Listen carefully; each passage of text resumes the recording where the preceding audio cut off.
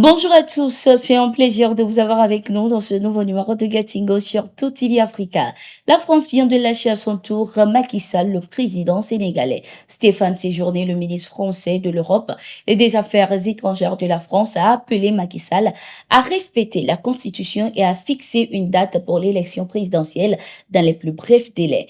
Réagissant à l'intervention du député Aurélien Taché, qui qualifie le report de l'élection présidentielle de coup d'État constitutionnel, le chef de la diplomatie française a laissé entendre de son côté que ce report de l'élection présidentielle au Sénégal de près de 10 mois et la prolongation du mandat du président Macky Sall plonge le pays dans une période d'incertitude politique majeure et très inquiétante. Nous suivons la situation au Sénégal avec une très grande attention. La décision de reporter de près de 10 mois l'élection présidentielle et d'allonger d'autant le mandat du président plonge le Sénégal dans une période d'incertitude politique majeure. C'est une situation très préoccupante. Nous appelons les autorités à préserver la longue et solide tradition démocratique et à garantir l'ensemble des libertés publiques. Vous le savez, le gouvernement doit répondre aux aspirations légitimes de sa population et notamment de sa jeunesse. Et je sais que nous partageons également ce point de vue. Le peuple sénégalais doit pouvoir choisir librement ses dirigeants, conformément aux règles de l'état de droit, de la démocratie sénégalaise. Et nous appelons les autorités à organiser l'élection présidentielle le plus rapidement possible, conformément à la Constitution du Sénégal. C'est ce que les pays, et vous l'avez mentionné, d'Afrique de l'Ouest ont rappelé hier. C'est ce que je veux dire également ici. Nous nous engagerons avec tous les acteurs, les responsables de la société civile, les oppositions, le parti également présidentiel, dans cette voie et dans cet engagement au dialogue, en tout cas avec force et fierté. Le Sénégal doit rester démocratique. Au sein du parti de Macky Sall, cette décision de report de l'élection présidentielle ne fait pas non plus l'unanimité. Après le secrétaire général du gouvernement, Abdoulatif Coulibaly, c'est au tour de la ministre d'État et présidente du Comité national de l'initiative pour la transparence dans les industries extractives, Awa Marie Coll Seck, de quitter ses fonctions. Selon les informations, Awa Marie Coll Seck a présenté au président de la République Macky Sall sa lettre de démission. Je pense qu'en adéquation avec ses convictions personnelles, ses valeurs et son éthique, elle a un petit peu de la difficulté à accepter les dernières décisions du chef de l'État, a expliqué son conseiller en communication Boubacar Sow. L'ambassadeur de la France au Bénin, Marc Vizy, dans un entretien accordé à un média local béninois, a réagi au retrait du Burkina Faso, du Mali et du Niger de la CEDEAO. Le diplomate français a laissé entendre qu'il espère que les pays de l'AES changeront d'avis et reviendront sur leurs décisions. Il a qualifié de touchante cette décision des pays de l'AES.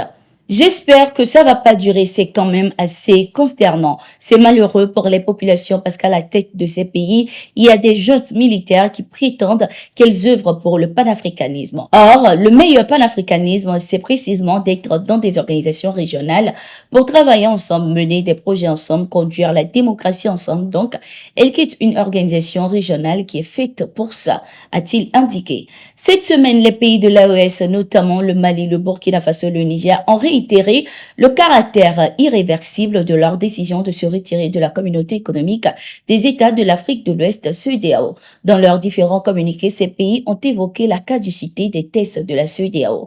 Ces pays déplorent également la violation par l'institution de ses propres tests à travers l'imposition des sanctions illégales et illégitimes aux États membres. La communauté économique des États de l'Afrique de l'Ouest, CEDEAO, a appelé les pays de l'AES à reconsidérer leur décision de retrait de l'institution.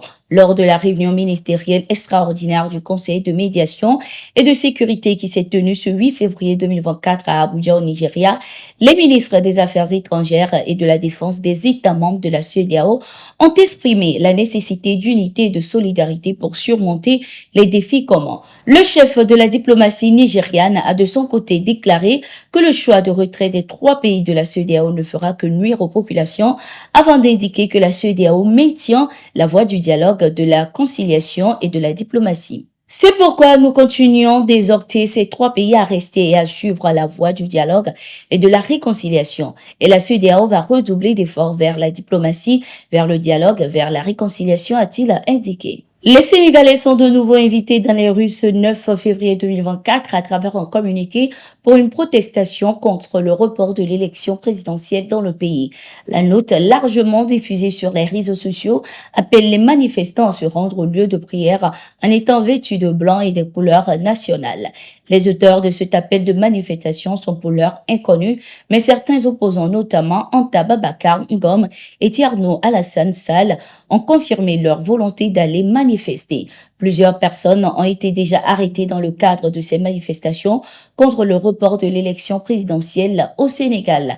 La population sénégalaise et l'opposition estiment que le président Macky Sall cherche à rester au pouvoir pour plusieurs années.